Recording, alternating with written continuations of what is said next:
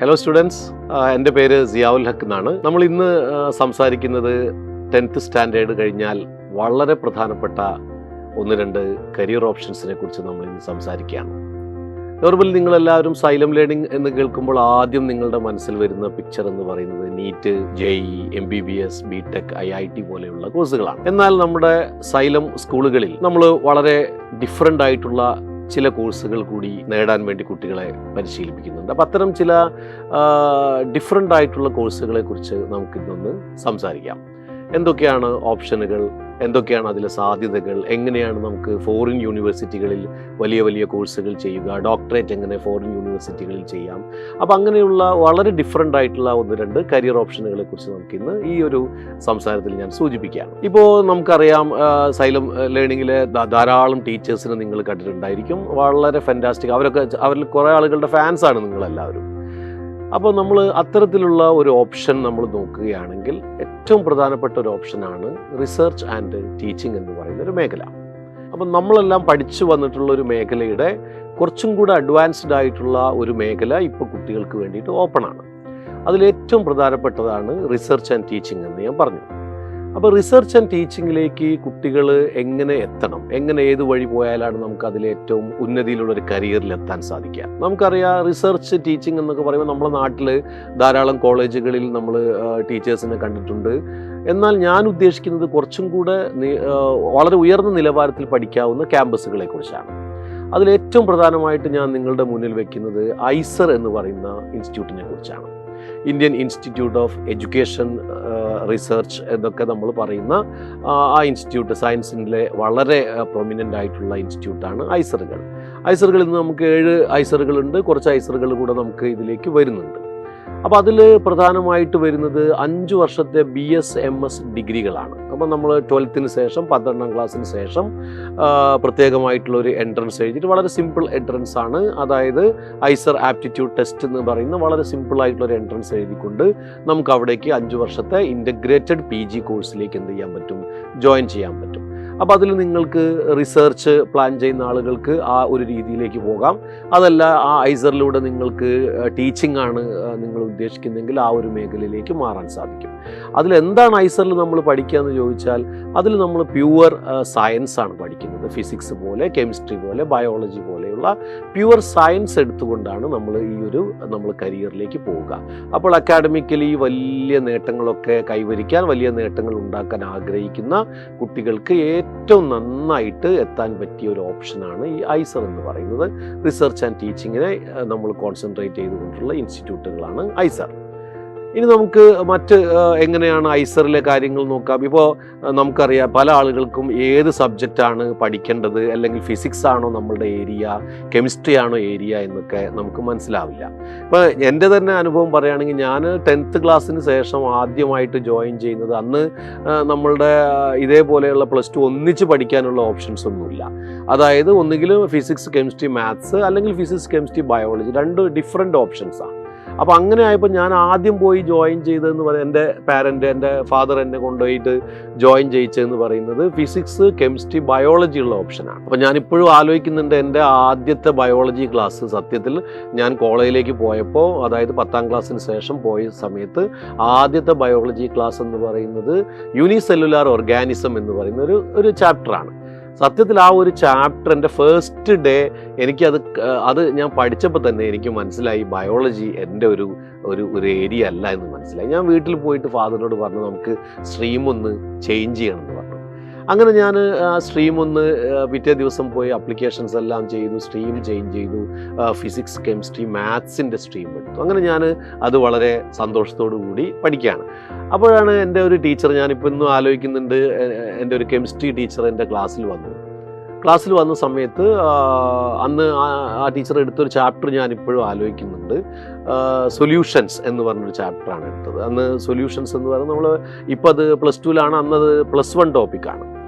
അപ്പോൾ ഞാനത് പഠിച്ചുകൊണ്ട് ടീച്ചറുടെ ക്ലാസ് എനിക്ക് അതിമനോഹരമായിട്ട് അന്ന് ആ സൊല്യൂഷൻസ് എനിക്ക് ഫീൽ ചെയ്തത്. ഞാനപ്പോൾ ആ ക്ലാസ്സിൽ ഇരുന്നുകൊണ്ട് തന്നെ ഉദ്ദേശിച്ചു, ഞാൻ ഫ്യൂച്ചറിൽ പഠിക്കുക കെമിസ്ട്രി ആയിരിക്കും, കെമിസ്ട്രി ആണ് എൻ്റെ കപ്പ് ഓഫ് ടീ എന്ന് ഞാൻ എന്ത് ചെയ്തു, അന്ന് മനസ്സിലാക്കി. ഞാൻ അങ്ങനെ കെമിസ്ട്രി എല്ലാം ഭംഗിയായിട്ട് പഠിച്ചുകൊണ്ടിരിക്കുകയായിരുന്നു. പക്ഷേ മറ്റൊരവസരത്തിൽ എനിക്ക് എന്ത് ചെയ്യുന്നത് വെച്ചാൽ കെമിസ്ട്രിയുടെ ഒരു ചാപ്റ്റർ, ഈ ഒരു സൊല്യൂഷൻസിന് ശേഷം തുടങ്ങിയ ഒരു ചാപ്റ്റർ എന്ന് പറയുന്നത് സ്ട്രക്ചർ ഓഫ് ആറ്റം എന്ന് പറയുന്ന ഒരു ചാപ്റ്ററാണ്. അപ്പോൾ സ്ട്രക്ചർ ഓഫ് ആറ്റം ഞാൻ പഠിച്ചു തുടങ്ങിയപ്പോൾ തന്നെ എൻ്റെ ആദ്യത്തെ കുറേ പോയിന്റുകളൊക്കെ എനിക്ക് ഭയങ്കര ബ്യൂട്ടിഫുൾ ആയിട്ട് ഞാനിങ്ങനെ പഠിച്ചുകൊണ്ടിരിക്കുകയാണ്.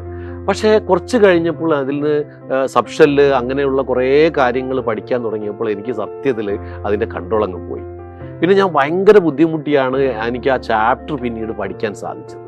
അപ്പോൾ നമ്മളൊരു സബ്ജക്റ്റിൽ ഫർദർ നമ്മൾ അതിൻ്റെ ഡീപ്പിലേക്ക് പോകുമ്പോഴായിരിക്കും അത് നമുക്ക് എത്രത്തോളം ഭംഗിയായിട്ട് പഠിക്കാൻ പറ്റുക എന്നുള്ളത് ആലോചിച്ച് നമുക്ക് മനസ്സിലാക്കാൻ സാധിക്കാം. പിന്നീട് ഞാൻ ആ കെമിസ്ട്രി എനിക്ക് അങ്ങനെ പതുക്കെ കെമിസ്ട്രി എനിക്ക് ഭയങ്കര ടഫായിട്ട് ഫീൽ ചെയ്തു.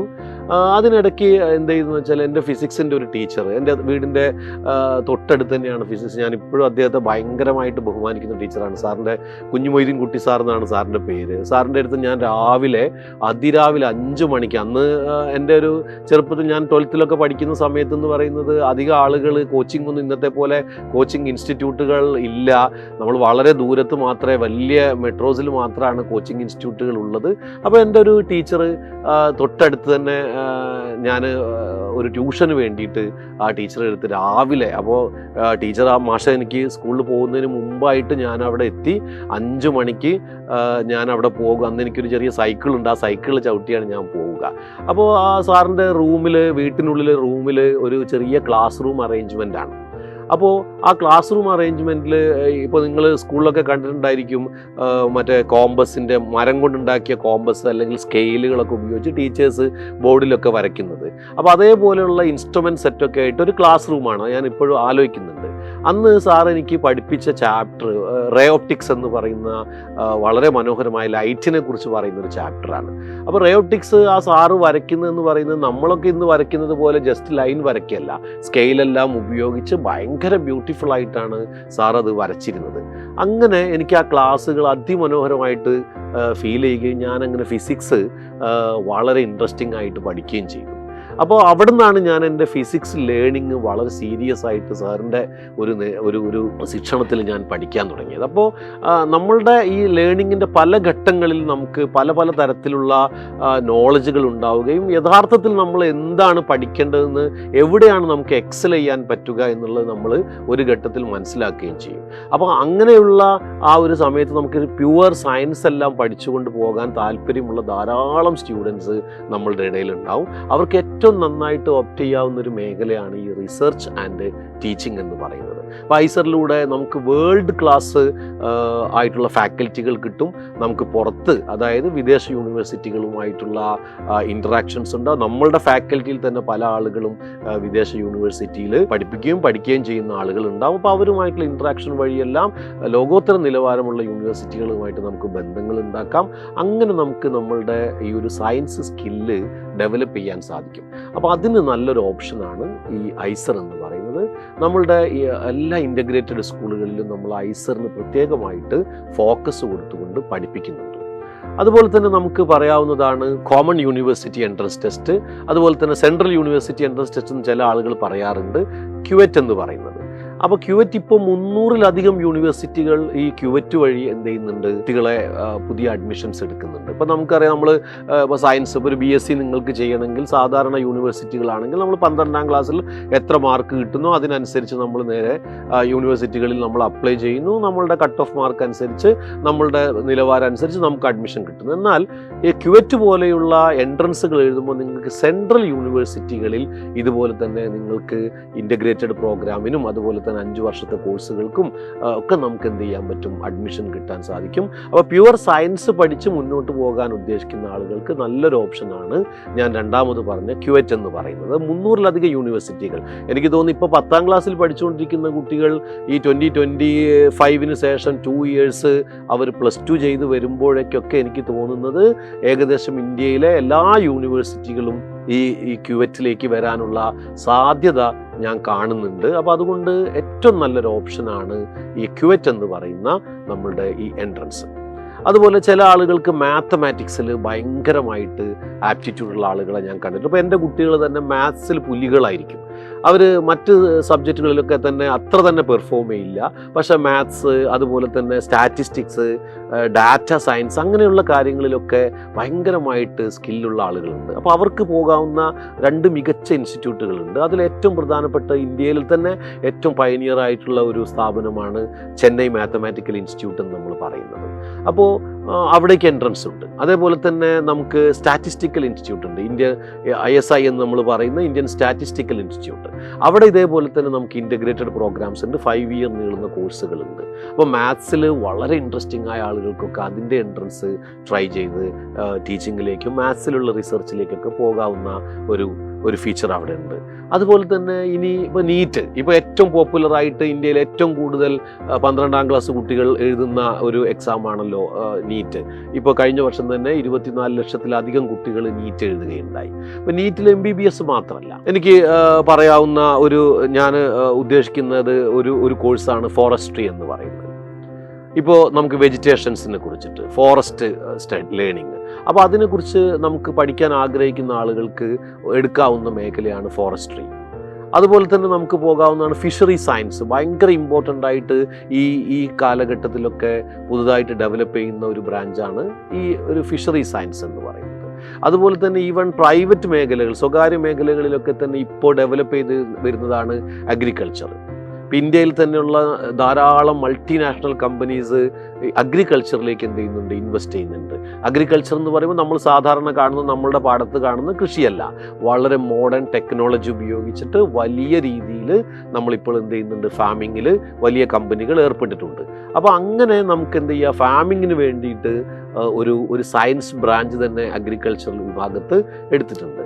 അപ്പോൾ അതിലേക്കും കുട്ടികൾക്ക് നീറ്റ് വഴി തന്നെ നോക്കാവുന്നതാണ്. അപ്പോൾ നീറ്റിൽ MBBSലൊക്കെ താല്പര്യമില്ലാത്ത, BDS അല്ലെങ്കിൽ മെഡിക്കൽ സൈഡിലേക്ക് പോകാൻ കഴിയാത്ത ആളുകൾക്ക് എടുക്കാവുന്ന മേഖലയാണ് ഞാൻ ഈ പറഞ്ഞ 3 ഫോറസ്ട്രി, അതുപോലെ തന്നെ അഗ്രികൾച്ചർ, അതുപോലെ തന്നെ ഫിഷറി സയൻസ്, ഇതേപോലെ തന്നെ ഡയറി സയൻസ്. അങ്ങനെ നിരവധി കോഴ്സുകൾ നീറ്റിൻ്റെ കൂടെ തന്നെ നമുക്ക് എന്ത് ചെയ്യാൻ പറ്റും. അതുപോലെ തന്നെ ഇന്ത്യയിൽ ഇനി അടുത്തതിൽ വരാവുന്ന ഹെൽത്ത് സെക്ടറിൽ തന്നെ ഡെവലപ്പ് ചെയ്യാവുന്നതാണ് പാരാമെഡിക്കൽ കോഴ്സ്. എനിക്ക് തോന്നുന്നത് ഇപ്പോൾ 100-ലധികം കോഴ്സുകൾ തന്നെ പാരാമെഡിക്കലിലുണ്ട്. അതേപോലെ ഫിസിയോതെറാപ്പിയിൽ പോലെ, ഹിയറിംഗ് ആൻഡ് സ്പീച്ചിങ് പോലെ തന്നെ, ഒക്യുപ്പേഷണൽ തെറാപ്പി പോലെ പാരാമെഡിക്കലിൽ 100-ലധികം കോഴ്സുകളുണ്ട്. എനിക്ക് തോന്നുന്നു 2026 ഒക്കെ കഴിയുമ്പോഴേക്കും ഇപ്പോഴുള്ള സെനാരിയോ വെച്ച് നോക്കുമ്പോൾ 2026 മിക്കവാറും എല്ലാ സ്റ്റേറ്റുകളും തന്നെ ഈ ഒരു ഓൾ ഇന്ത്യ ലെവലിൽ തന്നെ ഒരു പക്ഷേ ഇതിനൊരു എൻട്രൻസ് വരാൻ ചാൻസ് ഉണ്ട് ഈ ഒരു പാരാമെഡിക്കൽ കോഴ്സുകൾക്ക് വേണ്ടി. ഇപ്പോൾ പാരാമെഡിക്കലിന് നമുക്ക് എൻട്രൻസ് ഉള്ളത് 2 ഇൻസ്റ്റിറ്റ്യൂട്ടുകളിലാണ് പ്രധാനമായിട്ട്, ഒന്ന് എയിംസിലും മറ്റൊന്ന് ജിപ്മറിലുമാണ്. അപ്പോൾ കേരളത്തിൽ നിങ്ങൾക്ക് പാരാമെഡിക്കൽ ചെയ്യാൻ വേണ്ടിയിട്ട് ഇപ്പോൾ എൻട്രൻസ് ഇല്ല, നേരിട്ട് നമ്മളുടെ +2 മാർക്ക് ഉപയോഗിച്ച് കയറാവുന്നതാണ്. പക്ഷേ എനിക്ക് തോന്നുന്നത് ആ കോഴ്സിൽ വലിയ കോമ്പറ്റീഷൻ എക്സിസ്റ്റ് ചെയ്യുന്നത് കൊണ്ട് ഒരു 1 or 2 ഇയേഴ്സിന് ശേഷം ഈ പാരാമെഡിക്കൽ കോഴ്സുകൾക്ക് ഒരു എൻട്രൻസ് ജനറേറ്റ് ചെയ്യാൻ സാധ്യതയുണ്ട് എന്നാണ് ഞാൻ കരുതുന്നത്. അപ്പോൾ നമുക്ക് അതിനും വേണ്ടിയിട്ട് അങ്ങനെയുള്ള താല്പര്യമുള്ള ആൾക്കാർ തിയേറ്ററിൽ വർക്ക് ചെയ്യാൻ, ഓപ്പറേഷൻ തിയേറ്ററുകളിൽ, ഹോസ്പിറ്റലുകളിൽ, ഇനി അങ്ങനെ ഒരു എൻട്രൻസ് വരികയാണെങ്കിൽ തീർച്ചയായിട്ടും ഒരു ഡോക്ടറുടെ, ഇപ്പം നമുക്ക് MBBS കഴിയുന്ന അല്ലെങ്കിൽ BDS കഴിയുന്ന ഡോക്ടറുടെ ഡെസിഗ്നേഷനിൽ തന്നെ നമുക്ക് ഈ പാരാമെഡിക്സിന് വർക്ക് ചെയ്യാൻ സാധിക്കും. വിദേശ രാജ്യങ്ങളിലെല്ലാം തന്നെ പാരാമെഡിക്കൽ കോഴ്സുകൾ ഡോക്ടറുടെ അത്ര തന്നെ സ്റ്റാറ്റസ് ഉള്ള കോഴ്സുകളായിട്ട് ഇപ്പോൾ അംഗീകരിക്കപ്പെട്ടിട്ടുണ്ട്. ഇപ്പോൾ ആക്സിഡൻ്റ് എല്ലാം കഴിഞ്ഞു വരുന്ന, കാഷ്വാലിറ്റിയിൽ വരുന്ന പേഷ്യൻസിനെ എല്ലാം തന്നെ ഇപ്പോൾ ഹാൻഡിൽ ചെയ്യുന്നത് പുറം രാജ്യങ്ങളിലൊക്കെ തന്നെ പാരാമെഡിക്സ് ആണ്. അപ്പോൾ അതുകൊണ്ട് ഇന്ത്യയിലേക്കും ആ ഒരു കൾച്ചർ വർഷത്തിനകം 2-3 വർഷത്തിനകം എത്തും. അപ്പോൾ നമുക്ക് അത്തരം കോഴ്സുകളിലേക്ക് ഇപ്പോൾ തന്നെ പ്ലാനിംഗ് ഉള്ള ആളുകൾക്ക് അവരുടെ കരിയറിൻ്റെ പ്ലാനിങ് ഇപ്പോൾ തന്നെ തുടങ്ങാവുന്നതാണ്. അപ്പോൾ അതിൽ 100-ലധികം ഉണ്ടെന്നാണ് പറഞ്ഞത്. വെറൈറ്റി ഓഫ് കോഴ്സസ് ഉണ്ട്. നമ്മുടെ താല്പര്യത്തിന്, നമ്മുടെ ഇൻട്രസ്റ്റിന് ഇണങ്ങുന്ന നിരവധി കോഴ്സുകൾ ആ ഒരു ഭാഗത്ത് നമുക്ക് വരാനുണ്ട്. അതുപോലെ തന്നെ നമുക്ക് ഇപ്പോൾ കേരളത്തിൽ തന്നെ നമ്മൾ നോക്കുകയാണ്. ഇപ്പോൾ ചില ആളുകൾക്ക് പുറത്തൊക്കെ ഇപ്പോൾ എയിംസിലോ ജിപ്മറിലൊക്കെ പോയി പഠിക്കാൻ താല്പര്യമില്ലാത്ത ആളുകളുണ്ടാവും. അപ്പോൾ അവർക്ക് കേരളത്തിൽ എങ്ങനെ ചെയ്യാം? ഇപ്പോൾ നമ്മൾ കേരളത്തിൽ നടക്കുന്ന എക്സാമാണ് കീം എന്ന് പറയുന്ന എക്സാം, അല്ലേ? കേരള എഞ്ചിനീയറിംഗ് ആൻഡ് മെഡിക്കൽ എന്നായിരുന്നു നേരത്തെ വന്നിരുന്നത്. ഇപ്പോൾ engineering and pharmacy, medical allied കോഴ്സുകൾ, ഫാർമസി പോലെയുള്ള കോഴ്സുകളൊക്കെയാണ് ഇപ്പോൾ എക്സാം നടത്തുന്നത്. ഇപ്പോൾ അതിൽ തന്നെ നമ്മൾ ബിടെക്കിനെ എടുക്കുകയാണെങ്കിൽ, ഇപ്പോൾ നമ്മൾ സാധാരണയായിട്ട് എല്ലാ കുട്ടികളും കേൾക്കാറുണ്ട് എഞ്ചിനീയറിങ്ങിന് ഇപ്പോൾ ഒരു വാല്യൂ ഇല്ല. അങ്ങനെയൊന്നുമല്ല. ഇപ്പോൾ തന്നെ കേരളത്തിൽ 152 അധികം ബ്രാഞ്ചുകൾ നമുക്കിപ്പോൾ എൻജിനീയറിംഗ് സ്ട്രീമിൽ ഇപ്പോൾ നടക്കുന്നുണ്ട്. 152 ഡിഫറെൻറ്റ് കോഴ്സുകൾ. ഇപ്പോൾ നമ്മൾ കാണുന്ന കോഴ്സുകൾ മാത്രമല്ല, നമ്മളിപ്പോൾ ഇലക്ട്രിക്കൽ കാണുന്നുണ്ട്, ഇലക്ട്രോണിക്സ് കാണുന്നുണ്ട്, കമ്മ്യൂണിക്കേഷൻ കാണുന്നുണ്ട്. ഇങ്ങനെയുള്ള സാധാരണ കാണുന്ന കോഴ്സുകൾ അല്ലാതെ തന്നെ ഇതിൻ്റെ പുതിയ ജനറേഷൻ കോഴ്സുകൾ, ഇപ്പോൾ നമ്മളെല്ലാവരും കേട്ടിട്ടുള്ളതാണ് ആർട്ടിഫിഷ്യൽ ഇൻ്റലിജൻസ്, AI എന്ന് പറയുന്നത്. നമ്മളുടെ നിരവധി കോളേജുകളിൽ കേരളത്തിൽ തന്നെ AI ഇൻ്റഗ്രേറ്റഡ് ആയിട്ട് ഇപ്പോൾ ബിടെക് കോഴ്സുകൾ സ്റ്റാർട്ട് ചെയ്തിട്ടുണ്ട്. അത് AI മാത്രമല്ല, AI പവേർഡ് ആയിട്ടുള്ള ഡാറ്റ സയൻസ് കോഴ്സുകൾ വന്നു കഴിഞ്ഞു. ഡാറ്റ സയൻസ് നമുക്കറിയാം, ഇപ്പോൾ ഏതൊരു ഇൻഡസ്ട്രിയിലും ഡാറ്റ വളരെ ഇമ്പോർട്ടൻ്റ് ആണ്. അപ്പോൾ ഡാറ്റ സയൻസ് ഇപ്പോൾ കരുത്താർജിക്കുന്ന ഒരു മേഖലയായിട്ട് നമുക്ക് വന്നിട്ടുണ്ട്. അപ്പോൾ AI പവേർഡ് ഡാറ്റ സയൻസ് നിങ്ങൾക്ക് ഇപ്പോൾ നമ്മളുടെ കീമു വഴി അഡ്മിഷൻ എടുത്തിട്ട് ബിടെക് ചെയ്യാവുന്നതാണ്. അതുപോലെ തന്നെ AI പവേർഡ് ആയിട്ട് നമുക്ക് സൈബർ ആയിട്ടുള്ള കോഴ്സുകൾ നമുക്ക് പഠിക്കാൻ പറ്റും. സൈബർ സ്പേസിൽ വർക്ക് ചെയ്യുന്നതിന് വേണ്ടിയിട്ടുള്ള കോഴ്സുകളുണ്ട്. AI പവേർഡ് ആയിട്ടുള്ള കോഴ്സുകൾ ധാരാളമായിട്ട് നമ്മൾ വരുന്നുണ്ട്. അതുപോലെ തന്നെ AI പവേർഡ് റോബോട്ടിക്സ് കോഴ്സുകൾ കേരളത്തിൽ തന്നെ സ്റ്റാർട്ട് ചെയ്തിട്ടുണ്ട്. അപ്പോൾ ഇത്തരത്തിൽ, അതുപോലെ തന്നെ AI പവേർഡ് മെഷീൻ ലേണിംഗ് കേരളത്തിൽ ഇപ്പോൾ സ്റ്റാർട്ട് ചെയ്തിട്ടുണ്ട്. അപ്പോൾ ഇങ്ങനെ ഡിഫറൻ്റ് ആയിട്ട് നമ്മൾ നോർമൽ MBBS ബിടെക് എന്ന് ആലോചിക്കുന്നതിന് പകരമായിട്ട് വെറൈറ്റി ഓഫ് കോഴ്സുകൾ നമുക്ക് ഓൾട്ടർനേറ്റ് ആയിട്ട് ആലോചിക്കാൻ സാധിക്കും. അപ്പം നമ്മളുടെ കപ്പാസിറ്റി എന്താണോ, നമ്മളുടെ ഇൻട്രസ്റ്റ് എന്താണോ, ഇപ്പോൾ ഇതിലൊരു കരിയർ ചൂസ് ചെയ്യുമ്പോൾ നമ്മൾ 2-3 കാര്യങ്ങൾ ശ്രദ്ധിക്കണം. ഒന്നാമത്, അതിലേറ്റവും പ്രധാനപ്പെട്ടതാണ് നമ്മളുടെ ഇൻട്രസ്റ്റ്. ഇപ്പോൾ നമ്മൾ ഒരു ഇൻട്രസ്റ്റ് അല്ല, നമുക്ക് താല്പര്യമില്ലാത്തൊരു മേഖല തിരഞ്ഞെടുക്കുക വഴി എന്ത് ചെയ്യും, നമ്മുടെ ലൈഫ് ലോങ് കൊണ്ടുപോകേണ്ട ഒരു സംഭവമാണ് നമ്മളെ കരിയർ.